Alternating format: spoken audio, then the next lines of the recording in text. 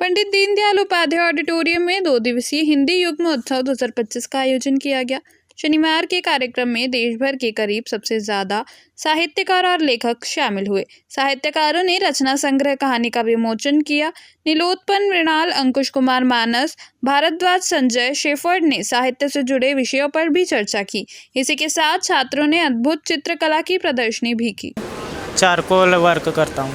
आपकी ये पेंटिंग क्या सोच के आपने इसमें क्या है ना, ये मतलब मेरे बचपन मतलब फ़ोटो है, पुरानी फ़ोटो है, उसको देखकर बनाया हूँ। मेरी बहन और मेरा और मेरी मम्मी का, तो उस टाइप से कुछ थीम सोचकर इसको बनाया हूँ। कब से कर रहे हैं? ये मैं 4-5 साल हो गया मेरे को। नहीं, अभी कहीं सीखा तो नहीं है, डिग्री कहीं से ली नहीं। ये विशेष इस तरह से है, हिंदू में एक प्रकाशन है और वो देश में पहली बार घुमंतू साहित्य उत्सव, यानी कि हम हर अलग अलग शहरों में जाते हैं और 2 दिनों का साहित्य उत्सव मनाते हैं। इसी कड़ी में इस बार हम लोग रायपुर आए हैं। किन किन शहरों में आप इसके सबसे पहला बाड़मेर में राजस्थान में हुआ है, फिर बनारस उत्तर प्रदेश, फिर भोपाल मध्य प्रदेश, और अब ये चौथा संस्करण लेके छत्तीसगढ़ के रायपुर आए हुए हैं। नई यूथ के लिए हम लोग यहाँ बहुत उत्साहित हैं। यहाँ हम लोगों ने इतनी उम्मीद नहीं की थी कि इतनी इस तरह से यूथ इस कार्यक्रम में हिस्सा लेगा। और आप देखिए, जो दीनदयाल उपाध्याय ऑडिटोरियम है, इस शहर का सबसे बड़ा ऑडिटोरियम है और भरा है, आगे बाहर भरे में।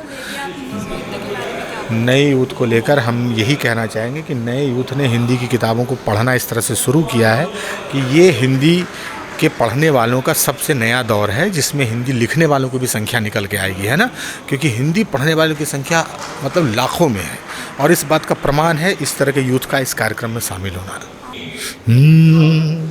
है उदास मौसम, उदास नहीं होना, सुख दुख का चलता रहता है अपना जादू टोना।